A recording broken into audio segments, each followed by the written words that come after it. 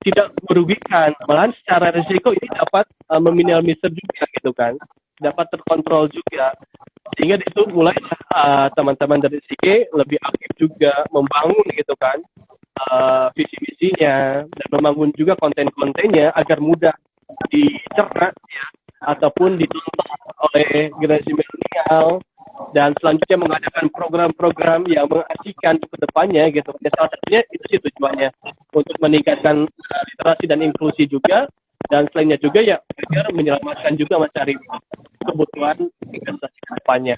Karena kenapa dari SIG ini tidak fokus terhadap namanya itu pasar modal, karena kedepannya juga kita akan belajar juga dan mengedukasi juga ke produk-produk investasi lainnya, bisa produk asuransi, properti dan lain-lainnya. Karena kurang lebih itu kebutuhan untuk kita ke depannya Mas Arif. Karena tadi kan salah satunya YOLO gitu kan, karena hidup bukan sekali saja gitu kan, karena untuk persiapan ke depannya dipersiapkan sematang mungkin gitu kan. Dan saat tadi kita menikah tidak meminta ke orang tua gitu kan, tidak merepotkan ke orang tua. Begitu salah satunya cara untuk berkarya gitu kan, khusus di dunia keuangan. Itu mungkin Mas Arif sedikit gambarannya kenapa bergerak di pasar. Oke, menarik sih Mas.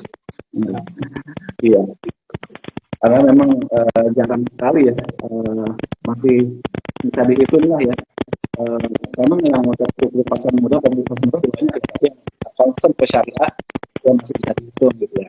Dan dia bisa berkolaborasi dengan pasar modal syariah selanjutnya. Mas Arif. Ya, mungkin izin Mas Arif tadi tentang minat juga kan, tentang permintaan yang cukup banyak juga gitu kan ya, kemungkinan diharapkan ya pasar modal syariah ataupun industri syariah kedepannya makin berkembang gitu kan ya. Ini tujuannya untuk ya meminimalisir risiko dan rasionalitas untuk berinvestasi. Ya mungkin dari Mas Arif mungkin ada sedikit saran dan masukan gitu kan di produk-produk pasar modal syariah ini. Ada apa saja mungkin Mas Arif yang bisa ditawarkan kepada teman-teman investor? Takutnya bosan gitu kan, kayak aduh saham terus gitu kan, aduh nyangkut terus gitu kan. Itu kadang suka bingung juga Mas Arif. Aduh ini gimana nyangkut gitu kan, mau nambah lagi takut nyangkut gitu kan. Jadi bingung juga kalau baru mengenal saham gitu kan. Mungkin dari Mas Arif ada masukan juga perkenalkan dan ya, baik. Memang kalau untuk di pasar modal syariah ya gitu ya, itu produk-produknya juga lengkap juga gitu, nggak kalah dengan produk-produk konvensional ya gitu kan. Kalau ada saham syariah gitu kan, ada reksadana syariah juga. Nanti teman-teman nih misalnya saham, aku nggak punya waktu ya buat istilahnya buat analisis gitu, atau punya dana kayaknya buat beli lot-lotnya yang saham-saham blue chip misalnya, satu lotnya itu udah berapa gitu, apalagi berlot-lot gitu ya. Nah gitu, tapi ada keinginan gitu, nggak ada waktu, kurang skill juga gitu, masih belajar itu kan, kurang skill ya, walaupun masih belajar juga gitu. Tapi yang jelas biasanya sekarang kurang waktu untuk memantau misalnya saham-saham yang dia miliki gitu. Bisa jadi marketnya ya larinya kemana, reksadana syariah misalnya gitu ya. Gitu. Jadi misalnya investasi secara berjamaah patungan gitu ya. Patungan kita mengumpulkan dana gitu ya di suatu model investasi untuk diinvestasikan ke portofolio efek gitu. Itu tergantung portofolionya apa. Kalau misalnya reksadana syariah saham ya pasti artinya mayoritas akan diberikan ke saham gitu. Kalau misalnya reksadana syariahnya pendapatan tetap, berarti akan diberikan ke portofolio yang produk-produk pendapatan tetap, baik itu sukuk atau mungkin situasi syariah misalnya kayak gitu. Atau misalnya mau lebih konservatif lagi ya di reksadana syariah yang pasar uang misalnya gitu ya. Nah itu banyak tuh jenis reksadana syariah. Kemudian selain itu juga nih misalnya teman-teman mau nyobain investasinya reksadana syariah, tapi rasanya rasa saham enggak gitu, ada gitu, apa sih namanya syariah gitu. itu teman-teman bisa masuk ke syariah gitu. Kalau mau investasi reksadana tapi rasanya rata-rata gitu. Produknya reksadana tapi diperjualbelikan di bursa. Gitu. Nah itu kira-kira. Ini yang kita lagi yang kira-kira bisa dibeli oleh kita ya teman-teman. Karena masih banyak produk yang lain juga. Nah ini selain itu juga ada juga misalnya nih suku korporasi gitu. Soalnya mahal nih. Kalau suku korporasi kan mungkin obligasi ya kalau konvensionalnya. Nah itu kalau teman-teman agak belum punya dana misalnya ya buat suku korporasi bisa kan bisa. Karena gimana? Pokoknya ada tidak bisa dana lagi gitu. Karena reksadana syariah berbasis suku SBS gitu namanya atau reksadana syariah pendapatan tetap gitu. Nah, itu teman-teman bisa alokasikan dananya ke situ kalau mau investasinya cukup gitu. Itu kan diberikan suku korporasi sebenarnya. Nah itu kemudian kalau misalnya nih saya mau investasi cukup gitu tapi nggak punya uang tapi saya mau cukup pokoknya nggak pakai reksadana gitu bisa bisa nah, teman-teman beli aja tuh sukuk retail gitu kan yang disebut oleh negara jadi bukan sukuk korporasi tapi sukuk negara baru-baru ini kan udah Kementerian Keuangan ya di Kementerian Keuangan menerbitkan namanya sukuk tabungan juga itu takut banget tuh langsung baru Wah, itu ramai banget ya. Ramai banget ya Mas Arif. Wah, rebut-rebutan saya juga waktu lihat di market gitu kan, ada nasabah juga Mas Arif gitu kan. SC009 tuh sampai rebutan gitu Mas Arif, tunggu jam 8, tunggu jam 14 gitu. Wah, ini keren banget gitu kan. Kayak produk syariah tuh ya sebenarnya keren gitu kan. Cuman mungkin kalau dulu tuh saya menganggapnya ribet Mas Arif tuh gitu kan. Kayak apaan sih gitu kan, sama-sama aja lah gitu kan. Sama sih ada seperti itu gitu kan, sama aja gitu kan, sama ribet juga gitu kan. Itu mungkin Mas Arif kalau tanggapan anak milenial gitu. Iya. Tapi ada lagi nih Mas, kalau misalnya teman-teman nih mau nih, saya mau kontribusi buat UMKM tapi dari produk syariah bisa nggak gitu? Nah bisa tuh namanya sekarang ada namanya produk SCF ya, stock funding gitu. Jadi teman-teman bisa beli tuh yang namanya sukuk SCF ya, sukuk atau saham SCF itu lewat penyelenggara platform SCF itu sendiri gitu. Sekarang udah platform 11 kalau nggak salah yang menyediakan. Nah itu ada yang saya teman-teman itu bisa gitu. Gitu. Banyak pilihannya ya Mas Arif ya. Sebenarnya kalau kita fokus dan belajar dengan setengah-setengah gitu kan, jangan lutut doang yang cemplungin gitu kan, seluruh badan. Karena produk investasi itu sangat banyak juga, karena dibayangin aja pasti ada siklus ya Mas Arif yang mungkin saya pelajari juga, bahwa uang itu berputar tuh bukan hanya di satu tempat doang gitu kan, bukan di saham doang. Sewaktu-waktu akan berputar ke obligasi atau sukuk gitu kan, ke reksadana dan lain-lainnya gitu kan. Pasti ada perputaran investasi. Maka dari itu wajib kita ya mempelajari juga beberapa produk investasi lainnya, khususnya di pasar modal syariah. Seperti itu mungkin bisa. Oke, siap. Iya, jadi jangan khawatir teman-teman kalau mau masuk ke syariah juga ya sama lengkapnya juga gitu kan teman-teman juga. Kalau misalnya pernah investasi konven pengalamannya akan sama gitu.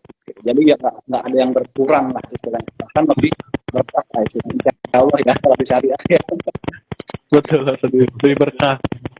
Iya. Iya, mungkin mungkin tidak terasa. Ya. Ya Mas Arif, mungkin yang terakhir mungkin sebelum kita akhiri, sebelum nonton Tipnas, enggak lah, sebelum waktunya terbatas. Sore ini. Karena waktunya sudah sampai juga, Arif. Pembuka juga sebagai silaturahmi juga, mungkin kedepannya kita bisa memfokuskan juga mungkin jika diizinkan dengan pasar modal syariah selalu berkolaborasi dan memajukan juga investasi atau investor pasar modal syariah untuk kedepannya. Nanti untuk temanya mungkin kedepannya bisa disusun juga secara detail mungkin Mas Arif. Untuk kedepannya diharapkan seperti itu. Nanti saya juga coba mengajukan kedepannya.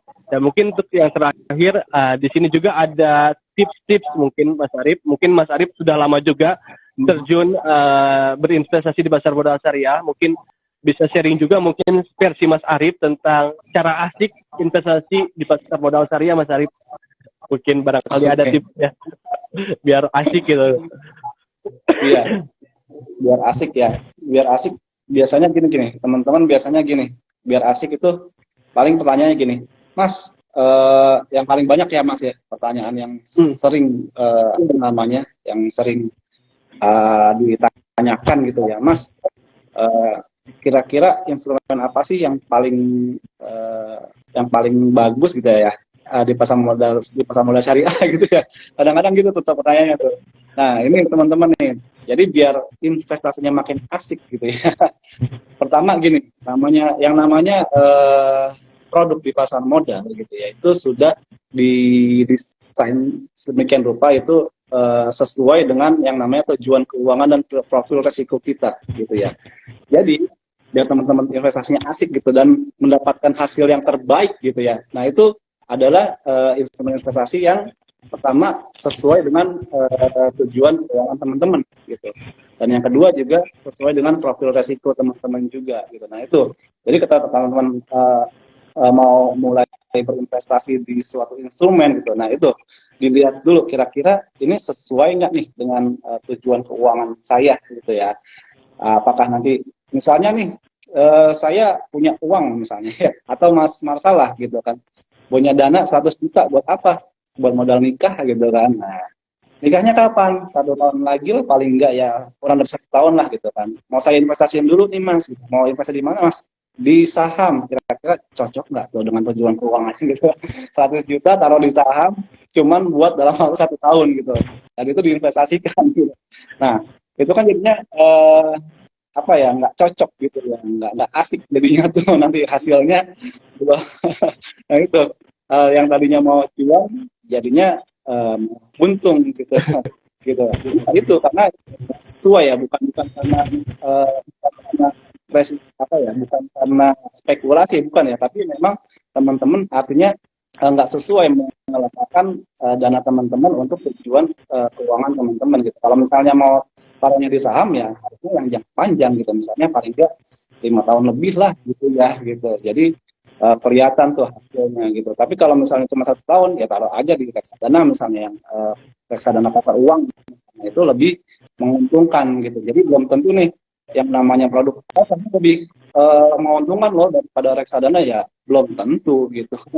Lihat dulu tujuan investasinya apa gitu, tujuan keuangannya apa gitu. Kalau tujuan keuangan pendek ya lebih bagus reksadana reksadana pasar uang tadi dibanding saham gitu ya. Gitu, meskipun saham lebih agresif gitu ya. Nah, jadi sebenarnya kalau untuk membandingkan ya instrumen investasi satu dengan yang lainnya itu ya nggak bisa dibandingkan ya. Itu tergantung tujuan keuangan teman. Nah, terus ini Mas Marsal. Jadi saya pernah hadis apa Arab ya mengatakan ya. Jadi katanya ilmu qabla amal gitu. Jadi ilmu dulu baru eksekusi atau baru beramal gitu. Nah ini sesuai dengan untuk diaplikasikan ke dunia investasi gitu ya, ke sektor investasi gitu. Jadi kita harus punya ilmunya dulu nih gitu. Punya ilmunya dulu baru kita eksekusi gitu ya. Gitu. Jadi jangan FOMO tadi gara-gara temennya beli saham A gitu kan, tiba-tiba wah lagi bagus nih beli gitu kan, pas beli lagi pas di atas turun terjun gitu kan. Itu jadi kuasai dulu ilmunya, analisis gitu, analisis fundamental. Kalau misalnya saham analisis teknikal, kalau misalnya reksadana ya bisa dilihat istilahnya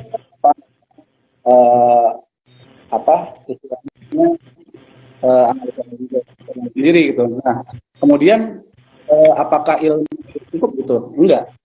Jadi kalau misalnya ada tulisannya nih pepatahnya gitu, ilmu qabla amal, tapi ada juga pepatah yang mengatakan ilmu bila amalin, pelajari bila samarin gitu ya. Jadi ilmu tanpa amal seperti pohon tanpa buah gitu ya. Nah ini juga cocok investasi, namanya investasi di dunia investasi ini dunia modal. Jadi kita nggak cuma belajar aja, kita bisa juga gitu ya. Karena kalau misalnya itu sebagai pohon tanpa buah gitu, nggak ada hasilnya. Karena namanya investasi ini Mas Marsa itu tidak hanya sekedar pengetahuan gitu, tapi juga skill gitu ya. Itu ada skill gitu. Jadi harus dipraktekkan. Kira-kira seperti itu Mas. Gitu. Jadi harus seimbang ya gitu. Kira-kira seperti itu kalau menurut saya. Gitu. Oke, thank you Mas Arif. Mungkin sedikit tambahan dari Marcel sebagai generasi milenial Mas Arif. Ya mungkin tadi tambahan juga biar mungkin lebih asik juga untuk berinvestasi. Ya mungkin kalau tadi pembahasan dari awal teman-teman yang terlambat bisa nanti putar ulang juga tentang pembahasannya tentang tren yang sedang terjadi atau fenomena yang terjadi di generasi muda. Mungkin tadi sudah dibahas juga. Kita tidak bisa menafikan tentang keadaan generasi sandwich gitu kan, generasi geprek, selanjutnya generasi strawberry gitu kan ya. Mungkin itu harus kita terima gitu kan. Dan lebih asiknya untuk berinvestasi kita bawa tren tersebut sebagai dorongan gitu kan ataupun motivasi untuk kita selesaikan. Mungkin salah satunya tadi ada tren-tren juga yang mendukung, misalkan contoh ada FOMO ataupun YOLO yang dimana kita dapat mengambil sisi positifnya. Mungkin dari segi FOMO, kita dapat berpartisipasi berlomba-lomba dengan teman lingkungan sekitar kita. Mungkin salah satunya yang sering saya lakukan untuk berinvestasi ataupun trading, khususnya di pasar modal syariah, biasanya saya melakukan diskusi juga di grup gitu kan, atau sesekali nongkrong gitu kan. Yang dimana di situ sering juga berlomba-lomba gitu kan. Nih gimana nih investasi di produk ini gitu kan. Ini hasil analisa saya seperti ini gitu kan. Yang dimana itu biasanya makin asik juga karena di situ ada sedikit perlombaan yang positif juga gitu kan. Yang dimana itu akan mendorong juga kita untuk lebih asik belajar, lebih asik berinvestasi, lebih asik juga cuan gitu kan. Dan selanjutnya banyak juga gitu kan, bukan hanya sekedar ngobrolin orang lain gitu kan, tapi kita ngobrolin saham gitu kan. Ini Mas Arif. Ya mungkin karena secara pengalaman mungkin untuk generasi muda masih terbatas, tetapi untuk tren seperti ini kita dapat manfaatkan dari segi positifnya ataupun dari segi kedewasaannya, turunkan ego mungkin ataupun turunkan segi emosionalnya, karena dan berinvestasi juga dari emosional ini harus dibangun juga mungkin ya Mas Arif ya. Kadang sering lihat juga orang-orang yang sudah dewasa, orang-orang tua gitu kan, itu kenapa lebih terjaga investasinya karena dari segi emosional juga terjaga mungkin ya. Mungkin dari segi generasi milenial sekarang ini ada PR juga gitu kan. Meski secara belajarnya gitu kan, secara metodenya cepat gitu kan, tapi ada sisi lain juga yang harus dilengkapi gitu kan. Itu mungkin biasanya yang sering bikin asik saya berinvestasi, punya lingkungan baru gitu kan, punya organisasi atau punya grup gitu kan, teman kelas dan lain-lainnya. Wah itu seru gitu kan, atau bagi-bagi cuan gitu kan, wah itu seru Mas Arif. Biasanya yang dilakukan itu sedikit tambahan. Iya. Semua asik kalau dilakukan bersama-sama gitu ya Mas ya. Kalau sendiri ya cari komunitas lah ya. buat jalan bareng, karena kalau udah sevisi itu udah enak, apalagi kalau pasangan hidup ya udah sevisi itu enak kan gitu. Sama juga dengan ini ya, dengan investasi gitu ya, ketika kita sudah punya teman yang sevisi itu akan sangat menyenangkan gitu ya melakukan. Betul